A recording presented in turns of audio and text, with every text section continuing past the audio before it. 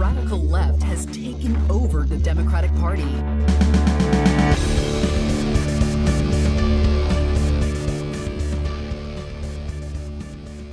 Hello and welcome to Think Progressively, covering politics and all the other chaos life has to offer. This is episode 59, recorded on Friday, January 28th from Milwaukee. I'm Joe. And I'm Jason. And on today's episode, we talk about the militia movement and how they played a key role in the violent terrorist attack on January 6th. But first, the headlines. The fact is that everything he's saying so far is simply a lie. I'm not here to call out his lies. Everybody knows he's a liar. So let's start with the most important headline that we can discuss today. The real news. The real news. Ukraine, don't care. Potential World War III, don't care. Not in our headlines today. Let's talk M&Ms. The real controversy. Are M&Ms sexy enough for Tucker Carlson? And the answer is no. He likes his M&Ms slutty. The sluttier, the better. So for those of you who don't know, M&M's recently rebranded a bunch of their characters, including the green M&M, which was kind of known as the sexy M&M. I don't want to say that. Well, and it all boils down to her shoes, though. Well, so, okay, yeah. So, like, they don't, like, draw her, like, sexily, but all they do is just give her eyelashes, and they put her in high heels. She's got, like, big lips compared to the male M&Ms. Oh, sure, okay. You know, I'll take that, too. So what horrible monstrosity did they turn the green M&M into? Yeah, they changed her boots to tennis shoes. To match the others. And Tucker Carlson cannot achieve a full erection anymore, and he's very upset about it. Well, what is going on right now? Like, did you hear the whole Minnie Mouse thing too? I don't know if is that real? Yeah. There's now Candace Owens is upset because a 30th anniversary like Euro or French Disney collaboration, like they have Minnie Mouse in a pantsuit and they not in her out. Little toddler dress that she normally wears. And I think she said like it was like the end of our society or something like that. Well, it's Candace Owens. I mean, yeah, this is just the right wing wanting so bad to play into culture wars. They want you to focus on how they're going after our children. And honestly, I could have seen the same thing 10 years ago with Sean Hannity or Bill O'Reilly. Oh, totally. Talking about how M&Ms are too sexy and they're trying to sell sex to our kids through candy. Oh, I'm sure. And now it's, they're trying to make them androgynous. And literally, that's what Tucker Carlson said, and that you wouldn't want to have a drink with any of them. Fake, inanimate candy people. He doesn't want to have a drink with the green M&M anymore. What is happening, man? Keep in mind, we talked about this before. Tucker Carlson is the most watched cable news correspondent. The number one cable news program in America. Yes. And he's talking about how M&Ms. He can't get off to the M&M commercials anymore. This is so crazy. So I question, they're not going to bring back the melts in your mouth and not in your hands slogan, right? Because that's way too far. I mean, that's the future Fox News wants, man. And also, I included a article from February of last year where M&M, Mars, Nestle, and Hershey's were accused of using child slavery. Oh, yeah. To harvest their chocolate. No mention about that. No concern about child slavery. But as long as you keep drawing the green M&M hot enough for Tucker, he doesn't care. I mean, and I will say, I could be wrong. The whole thing's a cult, but I will say this type of controversy didn't permeate as far as some of the other ones did. I mean, we talked about Dr. Seuss before. That one went like nationwide and went all over the place. You talk about like just wokeism in general, and you see like controversies of school boards and stuff going all over the nation. I think the immediate and widespread mockery has helped kind of pat this one down. Nobody else wants to weigh in on the M&M controversy. Well, because it's so weird. But, if you happen to find M&M character porn on the internet anywhere, probably a good idea to send it to Tucker Carlson, see what he thinks. Send it to him on Twitter, send it to his email address, call in to his show and describe it to him. Just help him out. Because he'll never be able to see it again.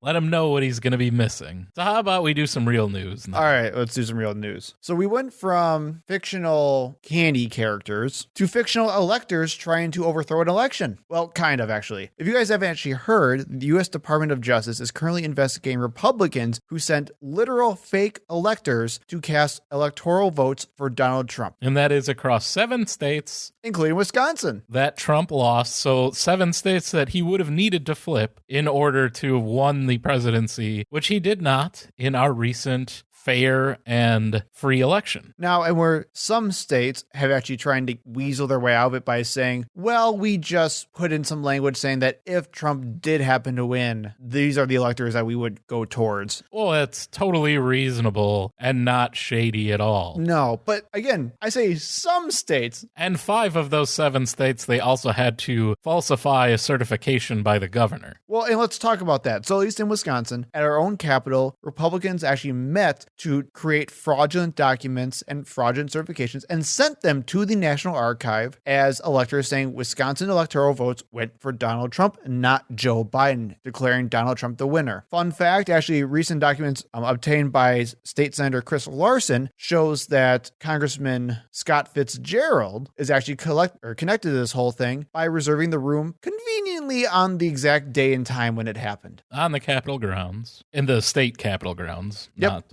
not Washington. And also, I hear Scott Fitzgerald is up for re-election. Yeah, he is. This year. He's a piece of crap. Get rid of him. He's been a horrible member of our state legislature for a long time, including being there for the most gerrymandered maps in the United States, created in part with his assistance. Well, and he was also the one that, on his first vote in Congress, decertified the election results, or voted to decertify the election results. So hopefully the 5th District of Wisconsin will do the right thing and vote him out this year. I can only hope. But some good news, at least, is that recent updates show that in Wisconsin, 2 Republicans who actually helped falsify those documents, 2 of the fake electors, correct, have now received subpoenas from the committee investigating the January 6th attack to basically testify in front of Congress about overthrowing the 2020 election. And that includes the former chair of the Wisconsin Republican Party. So again, I just want to make this clear. We have a party who has been denying the 2020 election results, claiming fraud constantly. Meanwhile, they are literally committing fraud to overthrow the election. I want to make that extremely clear. We have a party who is crying about conspiracy theories while literally overthrowing the election, or trying to at least overthrow the election, because they lost. in a wide-ranging conspiracy. Like they're complaining about. The parties are never the same. If anyone ever tells you, oh, Republicans and Democrats are basically saying, no, they're not. They are 100% not. One party literally tried to overthrow democracy. And still is. Yeah, and is still ongoing and is now attacking voting rights. The Republican parties is so bad right now that you actually have political scientists and groups who measure how stable our democracy is in the United States scared shitless because they don't know what's going to happen next with the Republican Party. And remember, a lot of the bills that are also going through these state legislatures and passing in a lot of instances are to make it easier for them to accomplish this exact thing in the future. I agree. So that it doesn't need to go through a governor, so that the state legislatures in these Republican-controlled state legislatures, so that they can overturn the electors themselves without having to falsify the certification. And we could have totally a great way of preventing it from happening, but we actually don't have that because literally a third of our entire government, the Justice Department and the Supreme Court, are run by crazy people. And also, 2 Democratic senators won't vote to go around the filibuster for this issue, even though there's a carve-out in the filibuster for Supreme Court nominees, which we'll talk about in a minute, and federal judges too. And there was a carve-out that they both voted for, which did not succeed, in order to keep funding the government. Yep. But not for voting rights, which are 100% under attack right now. Yep. Won't do anything about it. And don't even care. So let's stay in Wisconsin, and let's stay in the state legislature and talk about a bill that recently passed. All right. I'm good. I like action. I like things that happen in government. Tell me about it. The Wisconsin state legislature passed a bill to lower the concealed carry age from 21 to 18. No. Now, Bad way. Bad government. Stop it.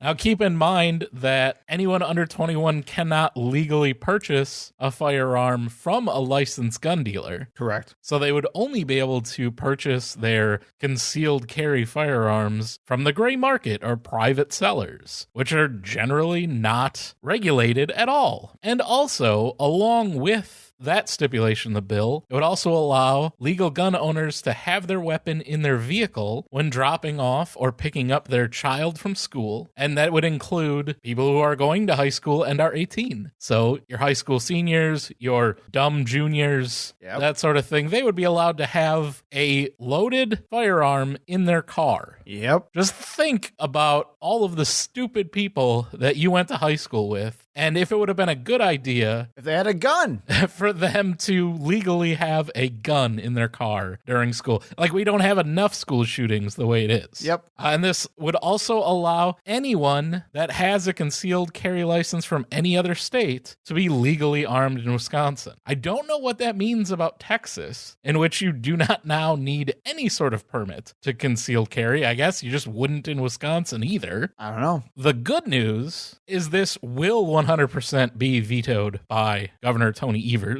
again highlighting how important this election is going to be, as Evers is up for election this year. If he loses and we have a Republican governor, we will become the Florida of the Midwest. Oh, without a doubt. And why is that? Why is our state legislature able to push so many extreme bills? Well, because of our super gerrymandered state assembly. Because we are the most gerrymandered state in the country, and statistically, they cannot lose enough seats to lose control of the state legislature. No, not at all. Even though they are the minority in Wisconsin. I mean, as of right now, even as Democrats in the state, we are so worried about protecting the veto, as in, like, our state is so gerrymandered that we can actually supersede the governor's veto because the Republicans will have 2/3 of their electors.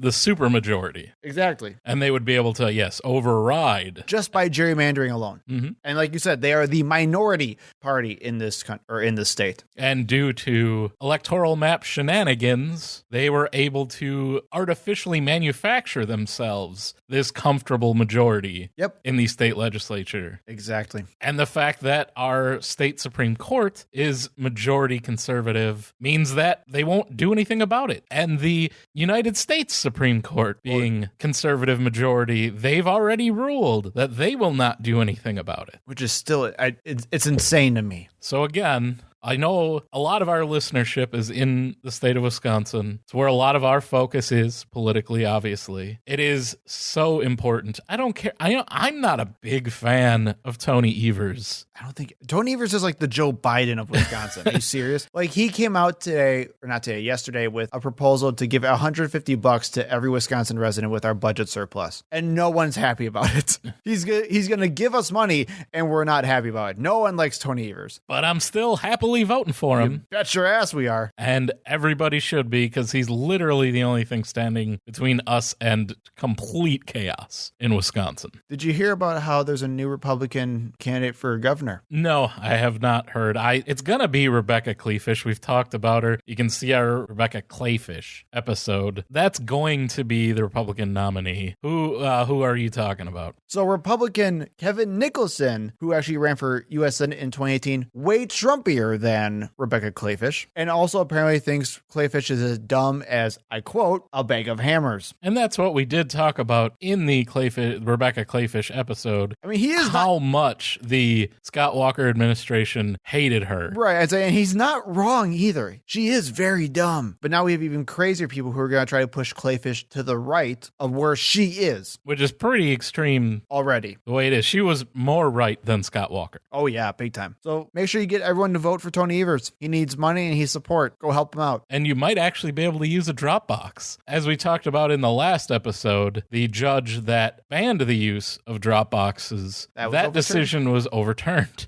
Although we'll have to wait and see when it goes to the state Supreme Court which I'm sure it will be. Right, and who knows what they're going to even say, because, God forbid, what our state Supreme Court is one of the most unpredictable things I've ever seen. So we'll finally move out of Wisconsin here, but we're going to stay in the court system. Let's talk about the big news that just broke about the U.S. Supreme Court. Yeah, Supreme Court Justice Stephen Breyer has now officially announced his retirement after the current term ends in June. This comes from, months of arguing about how he should retire sooner. Yes, and him constantly saying he wasn't going to. He was not. And everyone yelling, like, you saw what happened with Ruth Bader Ginsburg. What is wrong with you? You're 83 years old. You're not going to live forever. So apparently he saw the writing on the wall and decided, yeah, this is really bad, and I'm going to retire so we can nominate someone for a long period of time. Right after we overturn Roe v. Wade. Now, just like last time, Mitch McConnell will definitely try to block Biden's appointments. Yeah, I guarantee he will do everything to block whoever it is that Biden appoints. The good news is he can't do too much, which is nice, compared to before where he could literally filibuster the hell out of these appointments. But even then... Or just refuse to even vote on them, which is exactly what he did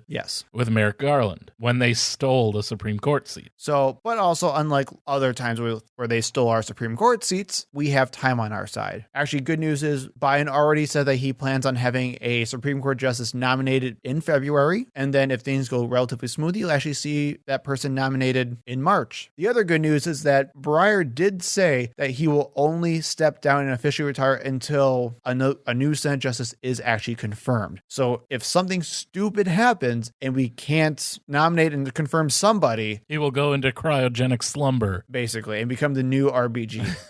As of right now, there are several picks that Biden is looking at. He is sticking to his promise of nominating a black woman, and right-wing media is going crazy. How could he possibly limit his search in that way? So I want to actually talk to you about this. What are your thoughts on Biden's strategy and Biden's approach to this? And then what are your thoughts on him being so upfront about it? I'm fine with it. Honestly, we looked this up before we were recording. Black women are approximately 13% of the population, and they constitute only 5% of judges. So very much an underrepresented portion of the U.S. population. There are no black women. There have been no black women ever on the Supreme Court. Nope. This would be the first. And to add insult to injury, the only black man currently on the Supreme Court is Clarence Thomas. So I think they're due. A bad person to represent the black community. Like him and Amy Coney Barrett can fight over who's least qualified. No kidding. I mean, Clarence Thomas wins hands down.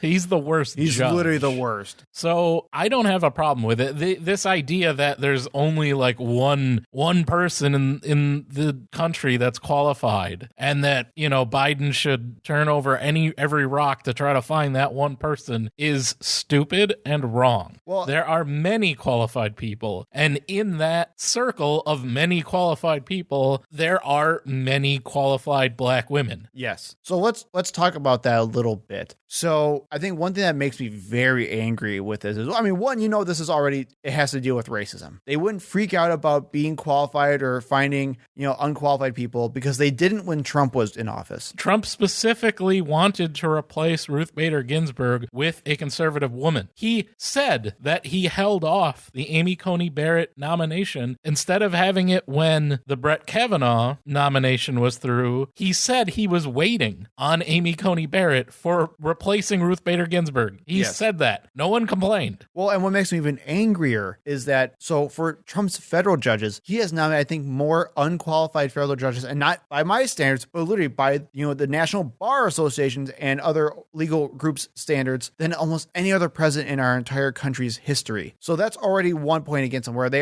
have people who are unqualified to be in these courts thanks to them, but they're doing what they want because they're all crazy people. And as we talked about in a previous episode, also the lowest percentage of minority judges. Oh, 100%, yes. But even more so, let's talk about the Supreme Court at least, right? Neil Gorsuch does not deserve and is not qualified to be on the Supreme Court. At least with Kavanaugh, you can say at least there's some argument to be made that he can deserve to be there. He has some place that he's earned to be there. But he's still an absolute crazy person. Well, he shouldn't be there based on the fact that he sexually assaulted a woman. I mean, you're right, but I'm talking about strictly on qualifications. But yes, you are 100% correct. And number 3, like you said, Amy Coney Barrett was only put there because she was a super far right-wing woman who wanted to overturn Roe v. Wade. That is it. Both Gorsuch and Barrett should not be on the court because they do not deserve to be there. So the fact that these people want to talk about how dare Biden pick a black woman because they're going to be unqualified is nonsense. And even then, like you said, Jason, that's now also assuming that there are no black women who are qualified to be on the Supreme Court. Which is, of course, not true. There are multiple. Well, there's a lot. And we're going to talk about a couple right now. As of right now, Biden's looking at least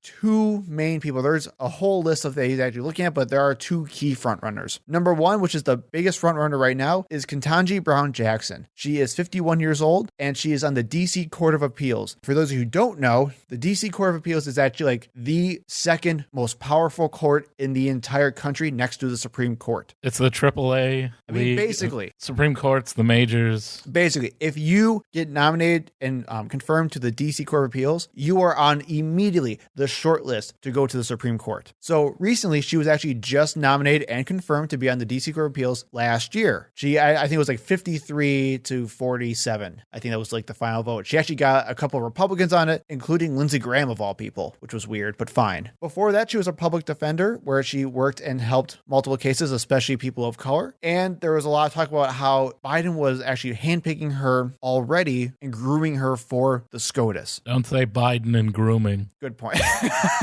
Good point. And the main reason why is because when she was actually nominated for the DC Court of Appeals, Biden had a one-on-one meeting with her, which usually doesn't happen unless you're going for the Supreme Court. But because that she was actually being met with the president as well as many other electeds at the time, sounds like she's the clear frontrunner to go to the Supreme Court. There's also J. Michelle Childs, who is 55 years old out of South Carolina in their district court, and it was nominated for the DC Court of Appeals as well, but has not been confirmed yet. Fun fact about Michelle is that she is actually Jim Clyburn's pick. If you guys remember who Jim Clyburn is, he is a representative and the majority whip out of South Carolina. And Joe Biden was his pick for president. Well, and I was going to say, and Joe Biden has to thank Jim Clyburn for giving him the presidency because he won the primary for him. So I'm not so sure if we should be sticking with Jim Clyburn's picks at this point. But both of these people are way too old. Come on. I want somebody who's 17 years old. They're an intern for the NAACP. They're thinking about going to law school. We should make them a Supreme Court justice. Got it. Let's do it. We should look at their family history. No health problems. We should do like Gattaca-style genetic testing. Make sure we're going to get somebody that's going to be there for the next 100 years. That's what I want. I mean, technically speaking, we should have term limits, but that's for another day. Only for Republican picks. Okay, sounds good.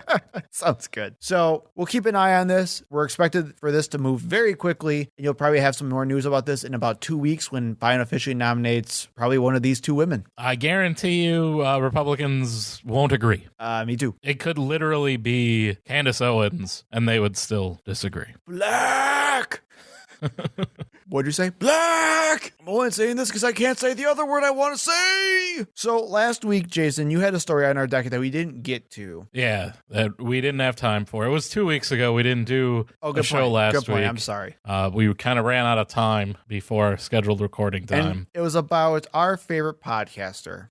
The world's favorite podcaster. Spotify's cash cow, Joe Rogan, where we talked about recently about off script, about how everybody hates Joe Rogan except for the millions of people who absolutely freaking love him and give him all the money in the entire world. And DMT dealers everywhere. And DMT and like supplement dealers and crap. Anabolic steroid enthusiasts. For you guys who don't know who Joe Rogan is, congratulations. You may remember him actually as the guy from Fear Factor and some guy who was just talking about UFC all day long. Now he runs the most popular podcast in mostly the entire world. And recently got $100 million million deal from Spotify to be exclusive on their platform. Now, the thing about Joe Rogan, which is a little interesting, he is liberal and progressive, kind of. To a certain extent. He's also anti-trans. Right. He's also an idiot. And he constantly has people come on and talks about misinformation and conspiracy theories all the time. He's had Alex Jones on multiple times. Yeah, he loves Alex Jones. He's a big Ancient Aliens guy. He will believe any conspiracy theory you want to peddle. He's there for it. I mean, we talked about before how with the 9/11 truthers that Joe Rogan actually bought like 10 copies of like the 9/11 conspiracy theory when it first came out. He has argued with multiple people that the moon landing was fake. Oh, yeah. So anyway, you may have also seen him in the news about that one douchebag podcaster who refuses to get vaccinated and has been taking ivermectin and has been telling everyone to take ivermectin. Are we talking about Aaron Rodgers? Him too. He's in the same group. Screw Aaron Rodgers. I'm a Packers fan. Screw Aaron Rodgers. I hope this was his last year. Yeah, you won't have to worry sucked in the about playoffs. He was terrible. Bring on the love era. I don't care if we're bad. Bring playoffs. On bring the on one the love game. Era. Shut up. You shut up. At home in January that you lost while it was snowing. Number 1 seed, man. Number 1 seed. Number 1 seed. That's only the second time that's happened to Aaron Rodgers. Anyway, there's been a lot of controversy around Joe Rogan because of COVID misinformation. So much so that out of nowhere, unsung hero musician Neil Young has actually stepped in and filed formal complaints to Spotify over it. He basically said it's him or me. Either remove Joe Rogan's podcast or remove my music off of your platform due to Joe Rogan's medical misinformation. But guess what? Spotify chose Joe Rogan and said that they are going to be removing Neil Young's songs from their platform. Yep. Now, they've gotten a lot of complaints about that. Their stock price is down 15% since that announcement was made, and their customer support has been inundated with angry customers. I don't know, though. They spent $100 million on Joe Rogan. I don't think they're ready to cut ties. They kept him through the Alex Jones crap. Are you serious? You think they're going to cut him over this stuff? No. He is their literal cash cow, man. The most popular podcast in the world. And again, it just goes to show how broken our society is when we have someone who is not an expert taking advice from conspiracy theorists, and we have to talk about the fact that he has an exclusive $100 million deal with Spotify. Capitalism, baby. Money's more important than the truth. Meanwhile, still thousands of people are dying from COVID. If you must get your medical information from the internet, may I suggest science-based medicine? I like that website. It's a good website. As long as they're not talking about trans people. Yeah. Although they did retract. They fixed it, yeah. It was like right after we talked about them the last time too. Yeah. I felt people were angry, man. Yeah, I was a little angry. Like we pump the site and tell our 5 listeners to go check it out, and then they immediately have like a positive review of an anti-trans propaganda book, it was really dumb. which they've at least now taken down. So anyway, Joe Rogan sucks. He's really bad. If anyone ever tells you that they're a Joe Rogan fan, it's probably because they're a white guy who doesn't know what a personality is and is looking for a father figure in their lives. His show, I will say, I've never been that much of a Joe Rogan fan. I've never really listened to his podcast, but he was a decent interviewer back before he just took whatever any of his guests said, like 100%. Well, right. Literally, he was very interested in what his guests had to say and was an engaging interviewer. That's kind of where his popularity came from. He had a lot of different interests. He was a comedian, actor, martial artist, all that. So he had guests from all these different walks of life that he could talk intelligently with. But once he got so big that he could indulge this, like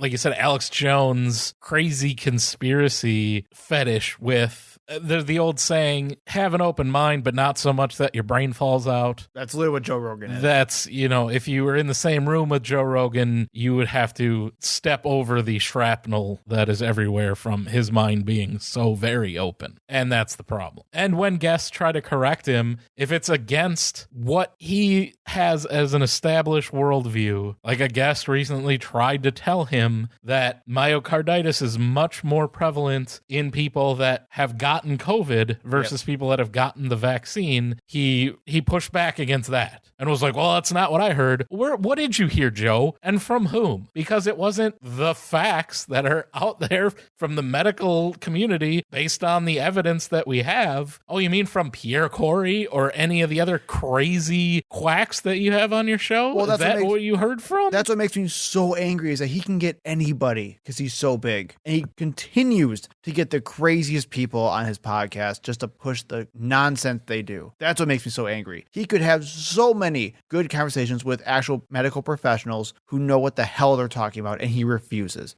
He gets all the crazy ones that already agree with his opinion. He is basically just the descendant of Joseph Mercola, of the guy who wrote the Things They Don't Want You to Know book. Yep. It's all that same nonsense, and it's not worth your time. So let's go to our last story. Joe Biden said a naughty word. He needs to put $1 in the swear jar. For those of you who haven't seen, Joe Biden actually put on a recent press conference where a Fox News reporter started just being a dick, actually, about inflation. And actually, if you watch the video, the guy totally looks like a douchebag Fox News. Like, you could pin him out like... It's Peter Doocy. Well, sure. Well, you could just like point like, oh yeah, that's the Fox News reviewer. The white guy with the douchey, frat boy haircut and the very skinny gray suit. And the press conference was over. The press was filing out of the room, and he basically just kept shouting questions about inflation. Yep. And that's not what the press conference was about either. And Joe Biden, without realizing he was still on a hot mic, called him a stupid son of a bitch.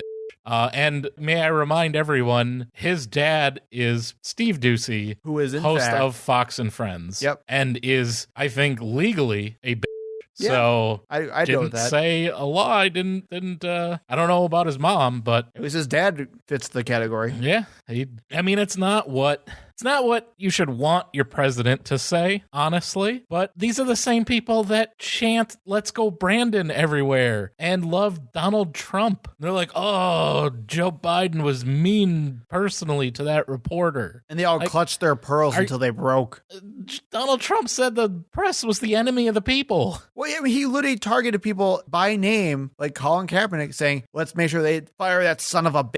He literally said that, and people were like, yeah, it's fine. So, yeah. They're just liars, man. While not what I would prefer, not really that terrible. Like, he apparently that night called and didn't necessarily apologize, but told Doocy that it was nothing personal, which, I would have said, yeah, it is personal. I hate you. Put your wife on the phone. I want to ask her about the bad choices she's made in life to end up where she is.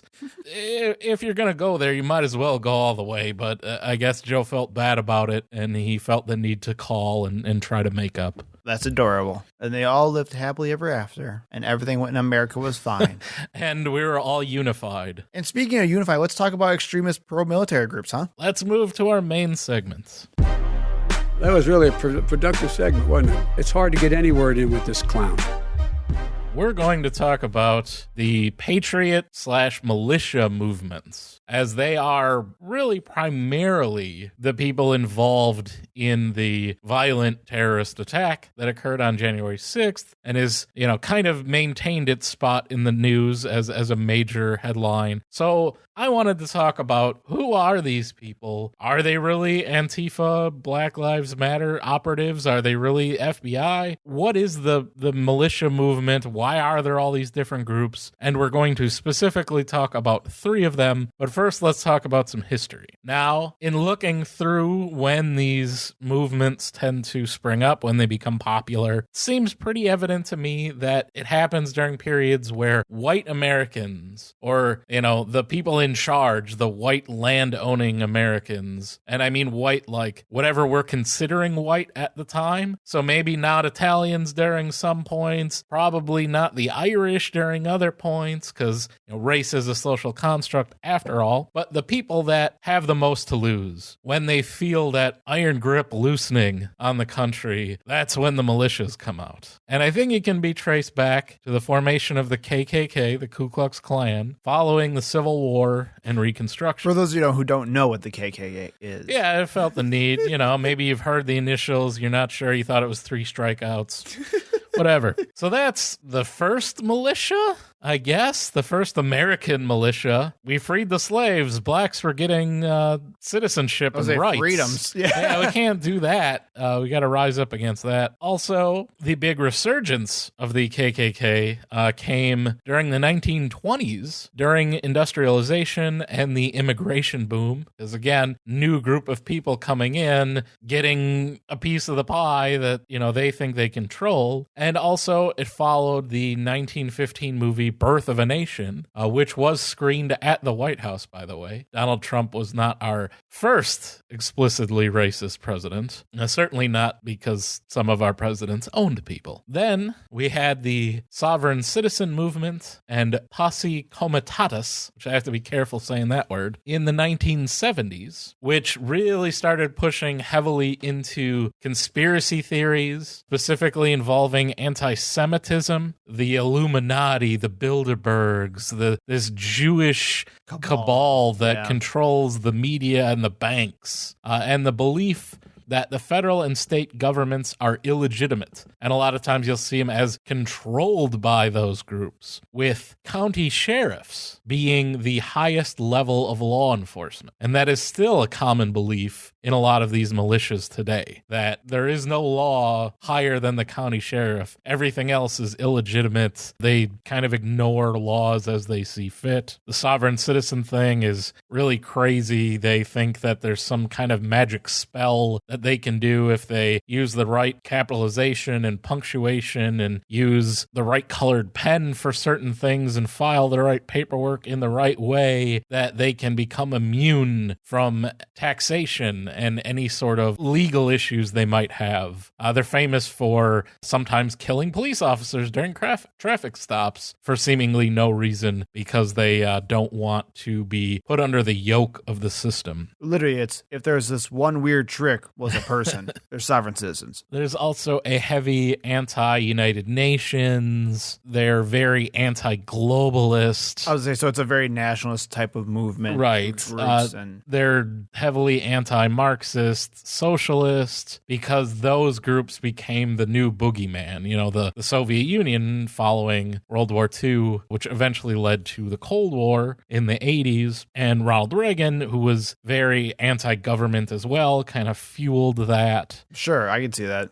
I mean, I feel like just in general, though, it's probably also because those philosophies are just collectivist, where you have probably very radical, extreme individualist mindsets with these types of groups. And nationalists, where they... Well, right, individualist and nationalist philosophies. They both love and hate the United States. It's kind of an odd duality that way. It's the best country in the entire world, but anytime anything happens to them, they're willing to destroy the whole thing. Right. Another big moment that happened in 1978, published the Turner Diaries, a horrible racist novel which depicted a violent revolution and overthrow of the government, followed by a race war. And this is been called the white supremacist Bible. Yes. It is huge in this militia movement. They see that the idea that they can rise up against the government and overthrow it. These really huge undertones of Christian nationalism that goes along with it, and white, if not white, outright white supremacy, because a lot of them will say, I'm not a white supremacist. I don't believe any race is superior to another. Ask them if they're white separatists. If you believe that the races should live separately, a lot of them subscribe to that sentiment, that, I don't feel the whites are better. I just think we should live on our own. That is a big part of it, and the Turner Diaries is horrible. I mean, imagine if Star Wars was written by Nazis and less spacey stuff. I mean, closer to if Battlefield Earth was written by Nazis. But no one knows what that is, man. I try to go for a relevant reference here. Imagine if the Mighty Ducks was written by Nazis. So one of the biggest moments in the modern militia movement came in the 1990s. There were two events that really, really galvanized this community. And you can think of them, most of them were the crazy preppers living out in homesteads by themselves, the Unabomber style. Yep. Well, we had Ruby Ridge, which was a family that they were specifically targeted by the FBI, where the FBI was investigating investigating the Aryan Nation, which they were not like, they weren't big into the Aryan Nation. It wasn't like part of their identity, but they were occasional, part of that orbit. But they were targeted by the FBI, who bought 2 illegally modified shotguns, 2 sawed-off shotguns from this guy. And I don't want to get too much into it, but basically he refused to show up in court, and it ended up in a armed standoff with the ATF and the FBI and the marshals, and it resulted in the death of his wife and his son. Yes. This was seen as a gigantic overreach and a really mismanagement by the federal government, attacking this like patriot family who just wanted to be left alone. And they were even acquitted in the trial for the weapons, the shotguns, because they said it was entrapment by the FBI. So not handled very well at all, resulted in the unnecessary death of 2 unarmed people. That is the biggest fear of these militia groups. The government is going to come in force to try to take away your guns and put you in a concentration camp. And to give you guys a little bit of context, or maybe do a little bit of homework or something, if you guys want to learn about what it's like to be in one of these types of groups, or to be in this mindset of like that crazy prepper movement, I highly recommend the book Educated by Tara Westover, where they actually talked about in it where their family actually knew the people in the family in the Ruby Ridge standoff. And at the time, they were told, the family was told, including the author of this book, Tara, about how they were dying as patriots from these crazy government, conspiracists who were trying to take over their land for no good reason. It's a very good deep dive into how these people think. And then we also had very shortly after that, and a lot of the same FBI personnel involved, the Waco standoff in Texas with the Branch Davidians. Honestly, I feel like that one's a little different in that there are a lot of credible allegations of child sexual abuse going on there. I don't think that is one where they could have just let them be. Was Waco the one where they drove a tank through the house? They did drive an armored vehicle once it was on fire. There's a lot of speculation as to how the fire started, who started the fire. Was it started from tear gas grenades? Did the Branch Davidians light their own compound on fire because they were willing to die as martyrs for their cause, which I think is where the actual evidence lies. But yes, there was an armored vehicle that was driven through the compound while it was on fire. Okay. But either way, it was certainly mismanaged by the government and resulted in a large loss of life. Now, this is seen, the first one, Ruby Ridge, is seen as an attack on the right to bear arms. Waco is seen as an attack on freedom of religion. Just because this is a crazy cult and a guy who says he's Jesus, they kind of ignore the raping children part of it and all of those allegations. But they basically say, here's the government coming after these people because they didn't like their religious beliefs. And that is a big part of their identity. Again, as we said, it's a very Christian nationalist. You cannot watch these people for 5 minutes without them praying or mentioning Jesus. It's a huge part of this entire movement. This movement really started to take steam around those times after those 2 events, where there was this huge anti-government sentiment and, this thought that they have to do something as a response to these 2 atrocities that occurred against patriotic Americans. That mostly went underground following the Oklahoma City bombing by Timothy McVeigh, who was a huge fan of the Turner Diaries. Of course. And was literally trying to spark that overthrow of the government that occurred in the Turner Diaries by blowing up the Oklahoma City Federal Building, which there was a daycare located in the front of the building, which is where the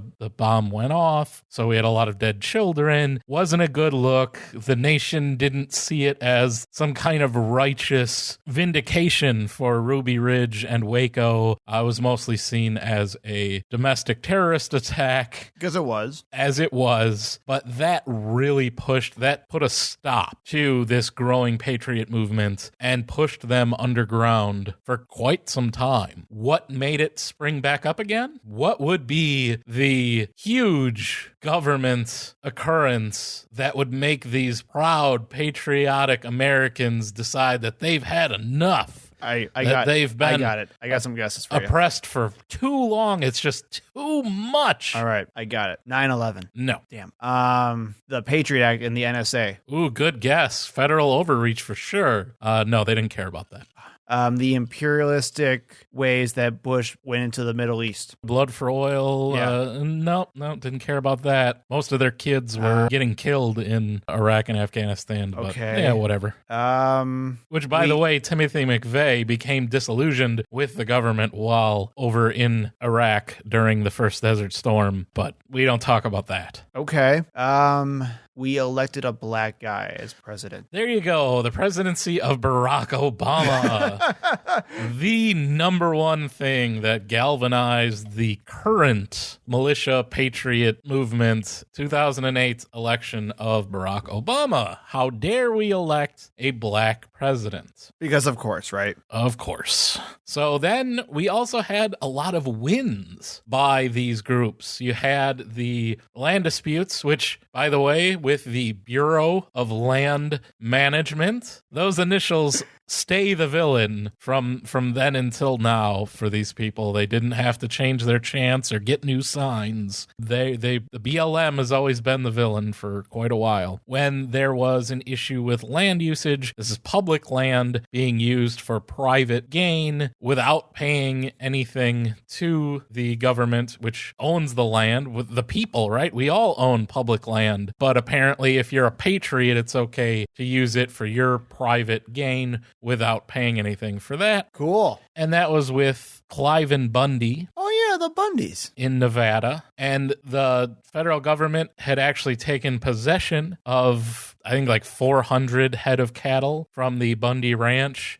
which then was taken back at gunpoint Yep. by these militia groups, including two of the ones we're going to talk about today, the 3%ers and the Oath Keepers, and got away with it scot-free. No problems. Government did not do anything except try to fight this in court, and they lost those court battles ultimately. And also following that, there was another standoff, the Hammond Ranch in Oregon, which then precipitated the armed occupation by Ammon Bundy, Cliven's son, after it came out that Cliven was a huge racist and support for him kind of dried up. Then his son took over, Ammon Bundy, who then led an armed occupation of the Malheur National Wildlife Refuge. And again, nothing happened. There was a attempted traffic stop, which resulted in the death of one of the people involved here, where someone did try like getting into a shootout, basically jumped out of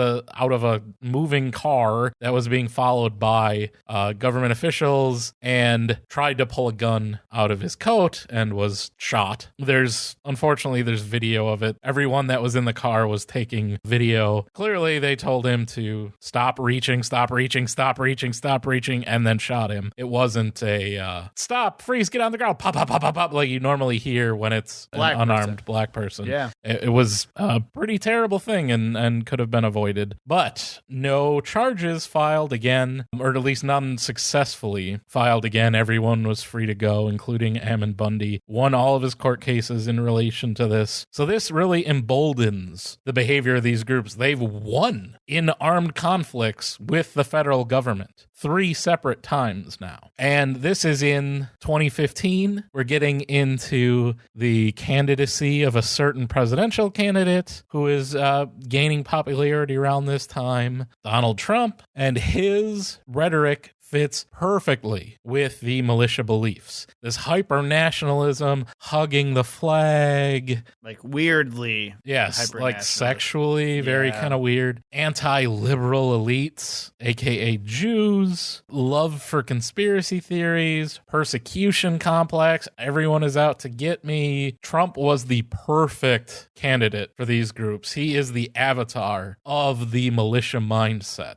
Yes, literally. And as we we get into the lead up to January 6th, the idea of a leftist government takeover that Trump was pushing in his election lies is precisely what these groups have been fantasizing about and waiting for. This is the Civil War, the Second Revolutionary War, based on political ideology and defense of the Constitution. It's the Constitution that's under attack, Joe. Well, and he basically set the stage for these things to play out. Yes, he gave them what they were wanting forever. And one thing I want to mention before we talk about these specific groups is how ironic, as we talked about with Ruby Ridge, with Waco, even with the shooting that occurred with the Bundys, yeah, right, and with Ammon Bundy, the guy that was in the other car. This is a group of people that is worried about violent government overreaction and a stripping of their civil rights from them and like state-sanctioned killings. Just general overreach by the government. Right, like they don't want the government to basically trample on their civil rights and to murder them. But yet they hate Black Lives Matter. That's like their number one enemy. And I thought, wow, that's crazy. They're worried about their American citizens. They have rights. The state can't come and push them around and murder them for no reason. You would think, am I talking about the militia movement? Am I talking about Black Lives Matter? It's hard to say. It's kind of the same thing. Except the race. And, one thing I found that some of these groups actually believe the 14th Amendment is invalid. So that descendants of slaves are not actually citizens. So that might be part of it. That they don't care about state-sanctioned violence against black people because they're not actually American citizens. Because, of course, why not? So that may be part of it. So then tell me a little bit about the groups themselves. So, I mean, the biggest one that we typically hear about is the Oath Keepers with January 6th. Yeah, when we're talking about January 6th, because we just had, as we talked about in the last episode, these seditious conspiracy charges that were filed against the Oath Keepers founder, Stuart One-Eye Rhodes. He's a pirate. And 10 other members of the group. Constitutional pirate. Following, again, what was it? The violent terrorist attack on January 6th. Some recent news. Rhodes has been denied bail. Good. Partially due to testimony from his hopefully soon-to-be ex-wife, Tasha Adams, that he has an elaborate escape tunnel system dug at the house he is currently renting. Renting? Yes, he doesn't even own the house. Oh my God. The person that owns the house is also an Oath Keeper. She was asked is the landlord okay with all the tunnels? And she said, yeah, she thinks that he's fine with it. She's been, why do I say hopefully soon to be ex-wife? She's been trying to get a divorce for 4 years. Holy crap. And has been very vocal about what an absolute horrible person Stuart Rhodes is. We'll link her Twitter account in the show notes. Check it out if you want to know more information about him. There's interviews with her son on there. This guy just sucks. He's a horrible, horrible person. There's more information about when he shot his eye out, and that's kind of fun. Well, that's a very funny story. Apparently, he wanted to send her to Japan to strip for money while she was pregnant. What?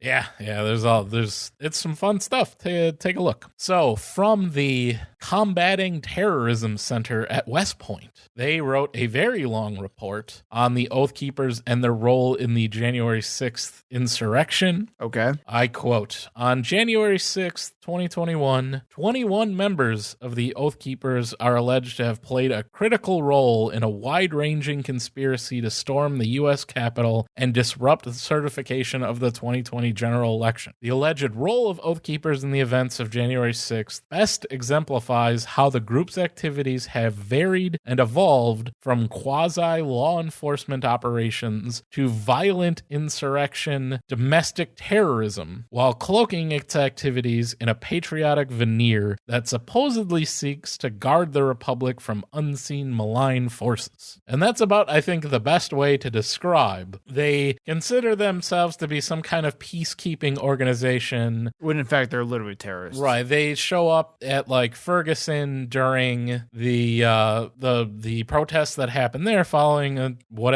killing of an unarmed black man by police. And they say they were invited by police to be there. Police say that which is so weird. They did not ever contact them and don't want their help. Well, it's so weird, man. Like, so you're telling me that the anti-government militia is saying that they're gladly to do work for the police state? They're police bootlickers up until the police push back on them, like we saw at the Capitol. Like they hide behind the police 100% up until it becomes inconvenient for them. Then they want to kill the police. They say that in an interview with Stuart Rhodes, when talking about the police, he claims that they have perhaps better training than the police because their group has so many ex-military people that, whenever the police push back against them, they say, well, they're jealous. We're better trained than the police are. Huh, okay. They were founded in 2009. Their first meeting was held on the Lexington Battle Green outside of Boston,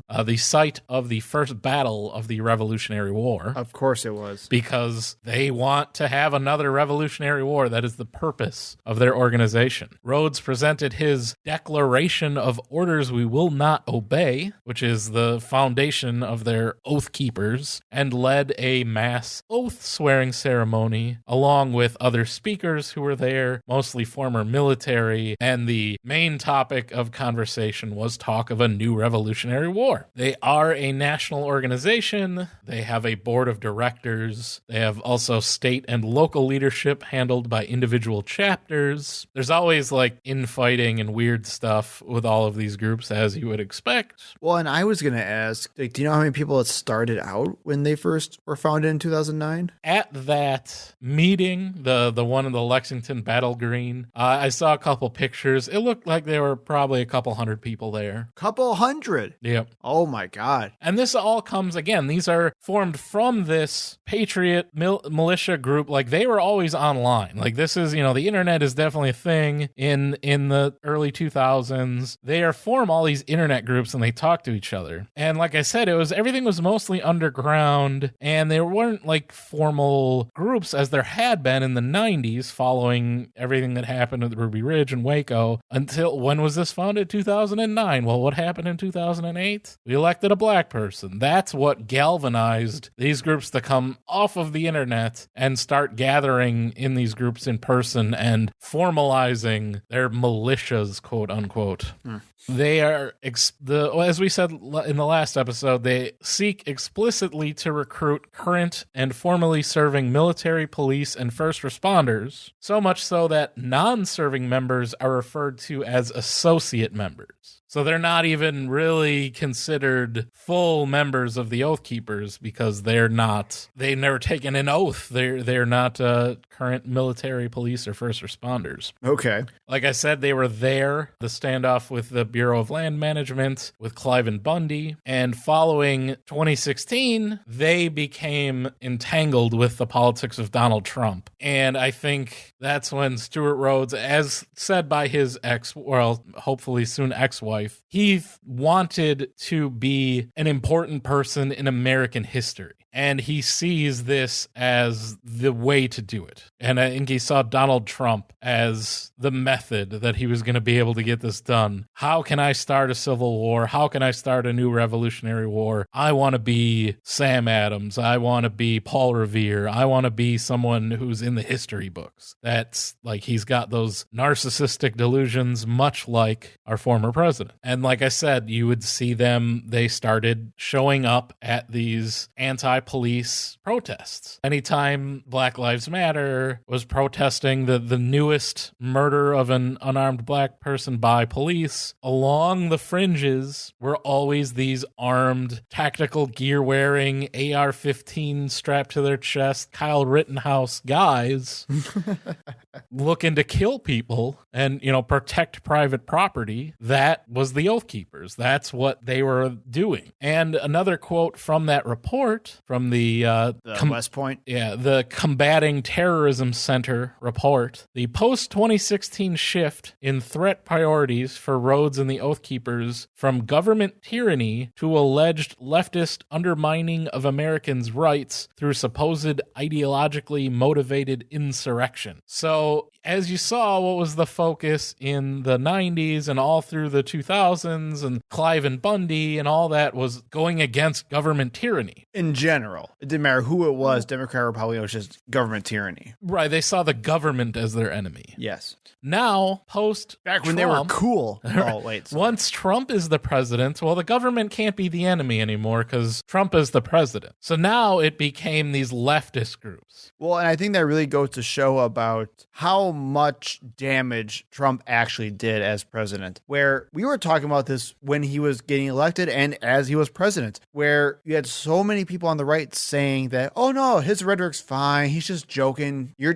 got your panties in a wad. Who cares? Shut up. It's fine. No, like he literally has been just revitalizing and reinvigorating these groups of people and extremists to the point where they feel like they were more emboldened to take action than ever before. And not even just against the government, but more specific groups of people behest of what President Trump said. And more recently, post-Trump, they have been prominent at anti-mandate, anti-mask rallies. They're back to the tyrannical overreach of the government because now we've got Joe Biden as our president, so it's okay to hate the government once again. This may also be a good time to throw in the fact that, I think we've said this before, white supremacists and extremist groups love Tucker Carlson. And you're hearing all these same points from Tucker Carlson, which are also invigorating these groups. Definitely, like even more so, white replacement, things that even Trump won't say. Exactly. Yeah, things our president won't say, but man, you could say it as the most viewed news correspondent in the entire country. I wonder how white supremacists feel about the M&Ms. Not sexy enough. We know at least one of them. No, because they're too brown. They hate the brown They're M&Ms. too brown. I mean, we know that. Right. So let's move on to our next group. We'll kind of skim through. It might be getting a little boring. I'm not sure. But a lot of this stuff applies to both of these groups. There's a huge overlap in these two groups. But they are probably the largest overall militia group, and they are the 3%ers. You may have briefly heard about this with Rebecca Clayfish's husband taking a picture and speaking to a 3%ers group. They are named after the false belief that only 3% of the American colonial population fought in the Revolutionary War. Which is just the best. Your entire basis is just wrong. Yeah, it's wrong. It's based on like the amount of pensions that were claimed, which doesn't add up right. And it was actually probably closer to 12 or 13% that fought. But either way, who cares? 3% of the current U.S. population is like 10.5 million people. They're not close to that. Nope. And it's not the 1770s anymore. We're not using muskets and lining up in formation out in a field somewhere. That's just stupid. The idea that all we need is 3% of the population to have an armed uprising against the government. I'm sorry. And also, we didn't fight the English government in England. Well, I was just going to say that too. Which is the whole other thing. But so they're not real big on history or reality. Or education or, yeah. Yeah. So they began in... So they became Republicans.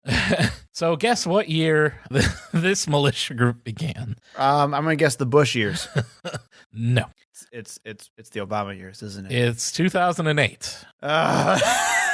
On a blog run by Mike Vanderboe, who had been... He just sounds racist. That sounds like a racist. I don't know who he is. He could be a swell person. I'm sure he's not because he started this group. But he just sounds like a racist. Immediately just by knowing his name. He's more of a dirtbag than he is a racist, as far as I can tell. But all of these people, nobody says that they're a racist generally. There are some very explicit racist groups, but in these mainstream groups, for the most part, and we're going to get to the Proud Boys, but The 3%ers, certainly a lot of the groups are racist. A lot of their members are openly racist. But if you look at like what they say in their charters and kind of their main rules, they're not trying to advocate open racism. Yeah, it's not explicit, basically. Because it's kind of a bad move. Yeah.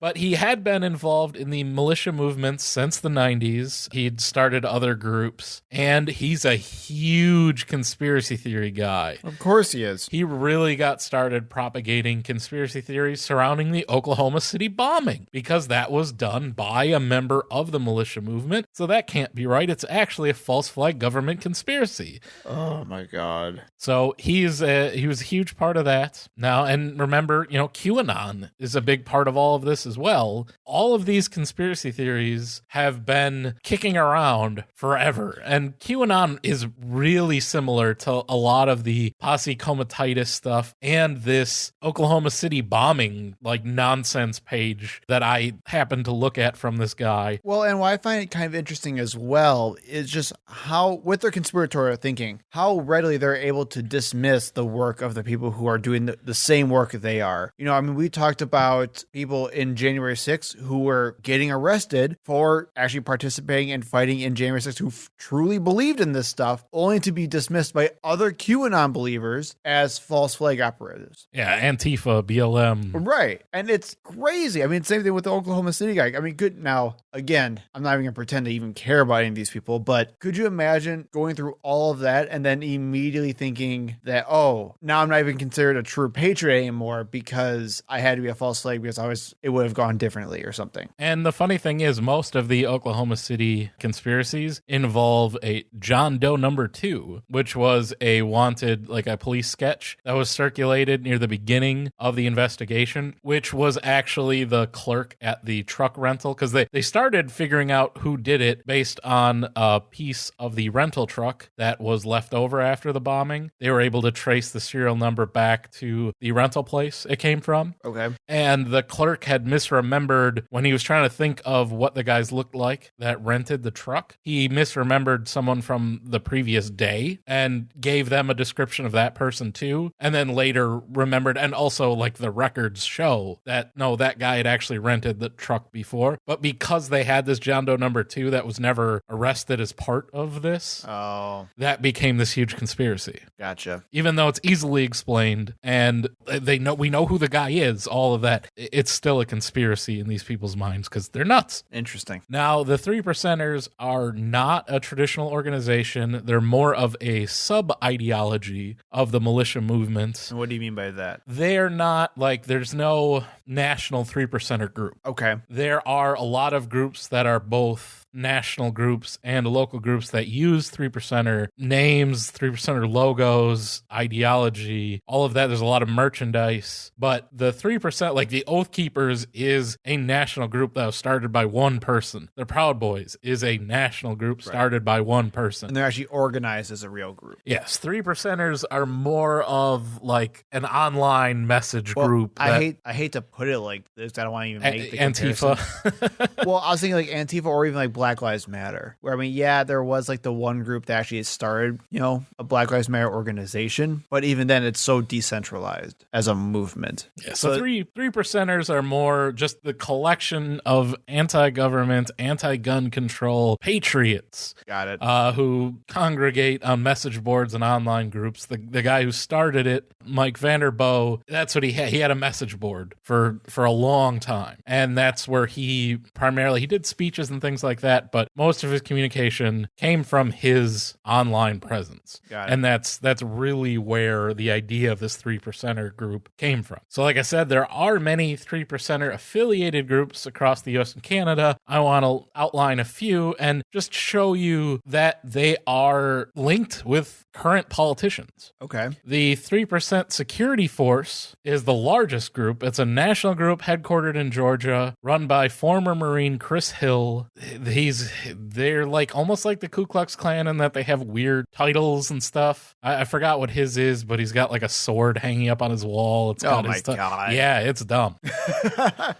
He is a longtime associate of, remember, it's from Georgia, Marjorie Taylor Greene. Of course. Who has attended multiple events where the group was present. There's the American Patriots 3%ers, which is, I think all of these are national groups, but another national group, which is currently headquartered out of Pennsylvania. It started in New York, but it has local chapters in many states. The 3% United Patriots, a group out of Colorado, which, again, it's out of Colorado. Who do you think's going to be involved? Has ties to Lauren Boebert, even providing security for her, according to members of the group. And she also has pictures with other 3%er groups. Of course. Remember, she's from Rifle, Colorado. You're right. There's the 3% Georgia Martyrs, another Georgia group that split off from the 3% security force, named because they say they're willing to die for their beliefs. Oh, my. They are also tied to Marjorie Taylor Greene, provided security for her and then Senator Kelly Loeffler at a Second Amendment rally in Ringgold, Georgia in 2020. Oh, my God. So this is post-insurrection.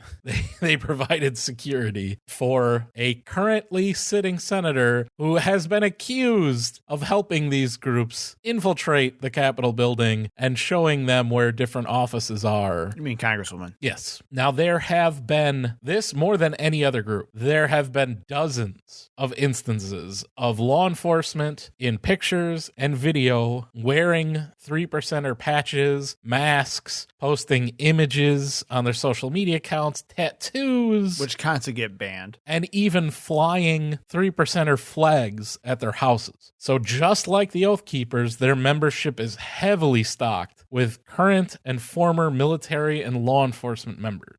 All you have to do is search online, 3%er, law enforcement, you'll see it's disgusting. I mean, I wouldn't recommend it, but you can technically if you want to. There are so many. Multiple people involved in the plot to kidnap Michigan Governor Gretchen Whitmer had ties to 3%er groups, including one in Wisconsin. If you remember, the plan was to take her to Wisconsin for trial. Well, that person that owned the land they were going to bring her to here in Wisconsin is a member of a Wisconsin 3%er group. Great. Now, super anti-government patriot Mike Vanderboe, founder of this idea of the 3%ers, lived primarily from disability checks near the end of his life that he received from the same federal government he did not recognize the authority of. Oh, my God. One of his least favorite things ever that the government did, the Affordable Care Act by Barack Hussein Obama. But it's government overreach to say that everyone needs health care. I want to be able to live my life how I want. And I don't want the government telling me that I need health insurance. please tell me he dies horrible and alone. He spent his final months selling what little he had left on eBay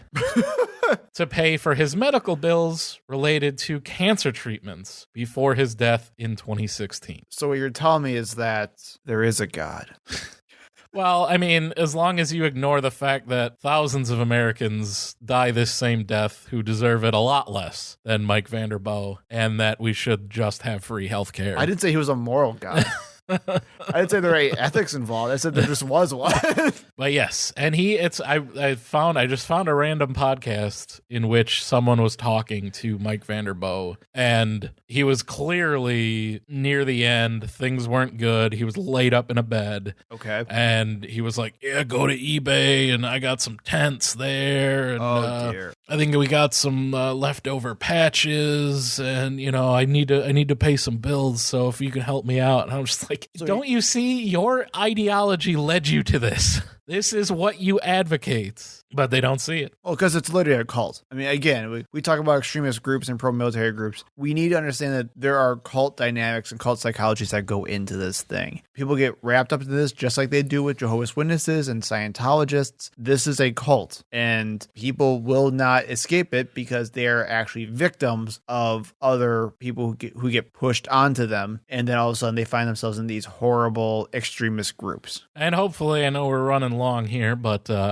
We'll close it out by talking about the Proud Boys, as they are a little bit different Stand back, stand by. than some of the other groups. They don't come from this Patriot militia group background. It's very recent, actually. They're more of the internet meme lords of these militia groups. They're founded in 2015, so almost post-Obama, by Gavin McInnes, a English-born Canadian immigrant who hates foreigners. I don't know, like, what was his actual intent with the Proud Boys? He says it was just a drinking club that turned into a violent militia. Good God. Remember when he had a show? So he's the former Vice magazine co-founder and still current alt-right content creator. He's burned through a bunch of shows. He's made some just terrible racist, sexist content. It's really bad. He's one of the, it's all just jokes. It's all... Well, he even had that, like, having conversations, whatever, show for a little while, too, where he actually tried to get real people to come and talk about things they disagreed with. He's had a lot of different shows. He tried to be like that whole, like, attempts. weird centrist thing. He keeps trying to make stuff stick. Well, when you make a literal terrorist organization, it's kind of hard. So much more than the other groups, the Proud Boys are explicitly sexist and racist. Of course, they'll still deny it. I only do Nazi salutes and white power hand gestures for the lulz. Don't get so triggered, my dude. And they blame the media for their high rate of known neo-Nazi and white supremacist members. Well, you tell everyone we're a racist organization, so of course all the racists are going to join. And we just let them in. And we feed into their racist beliefs. Right. Because it's funny, bro. Unlike the other militia groups, they do not specifically target military and law enforcement, instead primarily attracting disaffected, angry young white men who feel that they are being unfairly persecuted by social justice movements. Oh, it's hard these days. The hardest thing, the most oppressed minority is a cis straight white male. I can't even be white anymore, man. The only group you can still be racist towards. Those are primarily the members of the Proud Boys. They are very prominent at Trump rallies, stating that they are there to be armed bodyguards for Donald Trump. I mean, you'll see this crap all over. They literally have like shoulder pads and everything, helmets, the works. The group has chapters across North America and beyond, including the UK and Australia. They say they have an initiation process that has 4 stages and includes hazing, like any frat. I'll say, of course, because they're all frat dudes. The first stage is they're the frat losers. That's the worst part. They're frat dudes, but they're the losers who got rejected by all the frat dudes. So they're like frat boy wannabes, which is the worst type of person. Their favorite is the hazing, and everything else is just secondary. Right. The first stage is a loyalty oath on the order of, and there's so many videos of people saying this garbage, I'm a proud Western chauvinist. Oh, God. I refuse to apologize for creating the modern world. What? That's not horribly racist. What? Western chauvinist. Oh. They've created the modern world. No other group contributed to modern society except for men from the Western world, aka white men. Yep. The second is getting punched until the person recites pop culture trivia, such as the names of 5 breakfast cereals. So as your buddies are punching you, you have to say 5 cereal names. Okay. They are serious adults, ladies and gentlemen. The third is getting a tattoo and agreeing not to masturbate. Okay. I cannot make this stuff up. And the fourth is getting into a major fight for the cause. I'm not sure what counts as a major fight. Can it be online? Can you get into like a scuffle on the old YouTube message boards, the YouTube comments? Does that count? It's all fun and games, right? Well, Proud Boy member Jason Kessler was an organizer of the Unite the Right rally at Charlottesville. Oh, dear. In 2018, around a dozen Proud Boys violently attacked 4 Antifa activists who were protesting a speech by McInnes at Manhattan's Metropolitan Republican Club. Well, that also sounds gross. The incident was captured on video, leading to the banning of the group on Facebook and Instagram, and McInnes leaving the group he founded founded shortly after. Now, the real story behind that is he is a fairly wealthy guy, again, co-founded Vice magazine, living in New York in a fancy neighborhood. Once his neighbors found out who was living there, they started a campaign of putting signs on their lawns saying, like, this is no place for hate, explicitly against him. Yeah, targeting him and his wife, who is Native American and describes herself as a liberal Democrat, was very upset about this. Her friends stopped talking to her. She got into very vocal arguments with some of her neighbors, and McGinnis complained on his show about this, that all of his Hollywood friends stopped talking to him because he's the member of a hateful terrorist organization. And you can, why are we such dicks about it? Oh my God. And you can only claim so much that, no, it's not true, it's all just media hype. But once this incident happened and you have this clear video evidence of a violent assault in the streets by this group while he's talking, like, these are people that are in his close circle. It's at a speech he's giving. Yep. He just couldn't deny it anymore. What can you say? You can't just say, oh, it's all media hype. We never do anything. That's really the reason why he left the group after that incident. 2 of the members were sentenced to 4 years in prison for their role in the assault. 10 more were indicted, generally lesser charges. McGinnis was replaced by Enrique Tarrio, a Cuban American, who of course gives them a little extra cover for all of the racism accusations. We have a friend who's a minority. He's right here, Enrique. The group has strong ties to Trump political consultant and failed Batman villain, Roger Stone. Look up any picture of him to get that joke. There is even a video showing Stone reciting the Proud Boy oath. Well, of course. Of course, he claims that he's not linked to that group, even despite all of that. Well, and again, he's far worse than Proud Boys anyway. And of course, as you referenced earlier, during the 2020 presidential debate between Donald Trump and Joe Biden, after being challenged to denounce white supremacist and militia groups, and Joe Biden interdicting in when Trump was like, well, give me a name, Joe Biden said the Proud Boys. Trump's response was, Proud Boys, stand back and stand by. But I'll tell you what, somebody's got to do something about Antifa and the left, because this is not a right-wing problem. Strong denunciation of militia violence by the then president,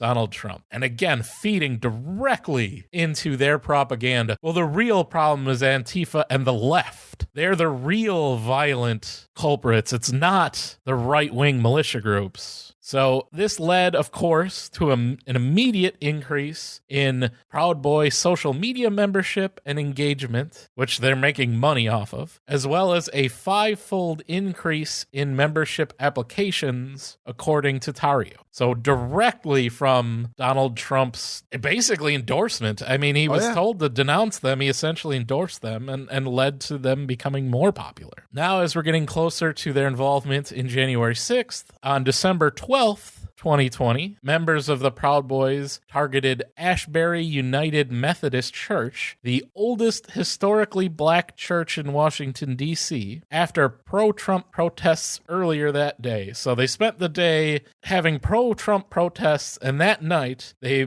basically went out and terrorized this town. They flashed white supremacist hand signs and tore down and burned a Black Lives Matter sign that had been raised by the church. 4 other churches were vandalized during the violent riot. There were stabbings and fights. Enrique Tarrio claimed responsibility for the incident. He said that he burned the Black Lives Matter banner, which police have designated a hate crime. Makes sense. Tarrio was arrested on January 4th, 2021, after arriving in Washington, D.C. During the arrest, police found illegal high-capacity ammo magazines in his car. I wonder what that was for, what event that would be coming up very shortly after January 4th, 2021, that he would have a lot of ammunition with him. What kind of punishment, what kind of sentencing might you expect from this? I mean, at least, 6-7 years? He was released on January 14th, 2022, after serving just over 4 months in jail. Of course. how would someone in that position only get 4 months in jail? And he didn't even serve his entire sentence. Because this is America. Well, there might be more to it. Oh, it's because he's not white. It was and he gets a lesser revealed- sentence because he's not white. Is that what it is? Oh, there's a twist coming. There's an M. Night Shyamalan twist. Oh, he was dead the whole time. It was revealed in late January 2021 that Tario has worked as an informant for federal and local law enforcement. Oh. Tario has denied these statements despite court transcripts showing his own lawyer citing his cooperation with officials. His response to that, I don't recall any of this. And for the record, in legal speak, I don't recall is the way of trying to get out of not answering any questions. So you literally say, I don't recall when you are going to get put on the spot. So he wasn't at the Capitol on January 6th because he was arrested on January 4th transporting high-capacity magazines in his car. But after January 6th, the violent terrorist attack, more than 36 individuals identified by federal authorities as members of the Proud Boys have been charged, including 4 members with leadership positions. Now that, and there's a lot of splintering within the group over January 6th. And if it was a victory, if it was something they shouldn't have been involved with, there's tons of infighting. It's very unclear what Tario's involvement with the group is at this point, after it was made public that he was an FBI informant. There's parts that are denouncing him, other parts of the group that still believe that he's in charge. It's kind of a mess at the moment. But that's where we stand with the 3 militia groups that were the most prominent at the violent terrorist attack of January 6th, 2021. So I want to get something straight. Things are all in disarray. These are all Antifa members. Yeah. Things are all in disarray. And we're about to elect the first black woman to the Supreme Court and potentially have Kamala Harris run for president. Oh, that'll galvanize everyone back together again nicely. So get ready. Round 2. So hopefully that you found that helpful. If your friends tell you, oh, I think it was really a deep state false flag operation, I think all the people at the Capitol were really Antifa, they're really Black Lives Matter. No, the people like pushing their way to the front, and there's video, there's certainly there's plenty of video. You know, if you look at the people that are really being the most aggressive during the January 6th attack, they're the people with odd military helmets and weird patches and all this paraphernalia. They're from this militia movement. This is what they were waiting. They've always wanted to overthrow the federal government. That's been their dream in life forever. They want to play warrior. They want to play Saving Private Ryan. They want to spark a revolutionary war, and then they can kill all the minorities. Well, I'm saying, for what? They have no idea. Well, they want to take over the government, and then they want to They want to, well, if you follow the Turner Diaries, step 2 is kill all the minorities. You take over the federal government, then you kill all the minorities, and then step 3 is profit. Perfect. And that's what they want. They want to trigger the war. They're literally the underpants gnomes of Well, except they have a step 2. It's not question mark. It's kill all the minorities. Okay, so they need a step, like intermittent step between 2 and 3 then. So those are the people involved in January 6th. It's not a false flag. It's not the FBI, except if you count Tario.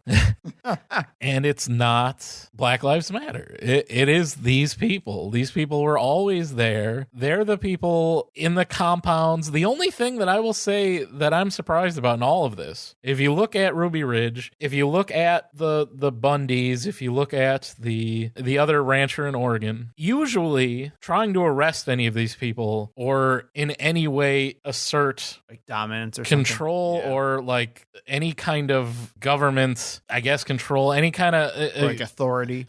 Yes. Thank you. Any kind of government authority over these people results in armed conflict. I am amazed that in arresting all of these people from these different groups that you didn't hear about any standoffs, any kind of violent situations. Kind of makes you wonder, how much true believers the leadership of these groups are. Sure. Because as we talked about last time, though I think we said that Rhodes was not the Oath Keeper leader, was not at the Capitol on January 6th. I think there is some photographic and location evidence from his phone that he was there. He was outside D.C. He was, on the Capitol grounds. Sure. But he did not enter the building. He has other people do that. I think they know they don't want to die for their cause. They want to make money for their cause. It's everybody that joins up that wants to die for the cause, and they're willing to let them do it because they want to be the person in the history book afterward. Right. They don't want to be the guy that gets shot during the first fight of the Revolutionary War. They want to be the general, not the infantryman. I was literally just going to say that. And again, I think a good way of wrapping this up is this is definitely on the rise, and these movements are on the rise, and you can't just treat them like they're just a bunch of crazy people. I mean, yes, they are a bunch of crazy people, but you have to remember that these are not just extremist groups. They are literally cults, and you have to understand that a lot of people who get sucked into them are literally victims. So when we talk about things like the pipeline to extremism, when we talk about issues with people like Jordan Peterson, Ben Shapiro, Joe Rogan, we talked about Joe Rogan earlier today, they literally push people in the direction because they keep talking about the woke, the left, the radical left extremists, Antifa over and over again, to the point where people feel like they have nowhere else to go. Like Jason said, they have lost their iron grip on America's power, and they feel like they need to do something about it. They are a disaffected youth, usually white people, usually white men, and they need to be treated like victims of a cult when talking about these types of issues. Not as much as soldiers or even revolutionaries. They are cult victims. And I think that's probably one of the biggest takeaways we should have from this whole episode is that they'll never get what they want, but they're just going to hurt themselves and hurt others for nothing. And as we leave you today, a little bit of housekeeping. We are going to go on hiatus for a little while. As you can see, if you're one of the 4 people that have been paying attention to our schedule, we've been kind of erratic recently as both of our lives have been... School's been hard, man.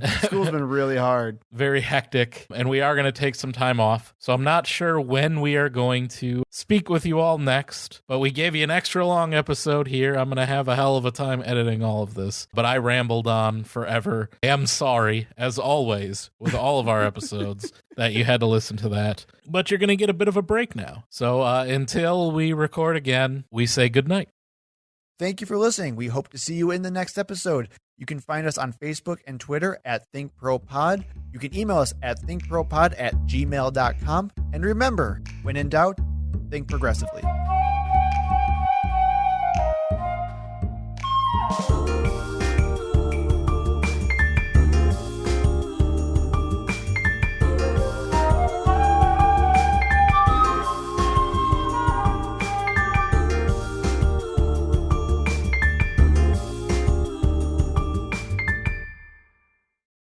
Oh, never mind then. I was just talking to you, not to the audience. Okay, I get it now. I don't know why I'm whispering. I don't know either. The first stage is an oilty loaf. Say that again. Oilty loaf. Oilty loaf. Good night. Good night. Good night. I can't get that high. That's not what you said the other week. Ha!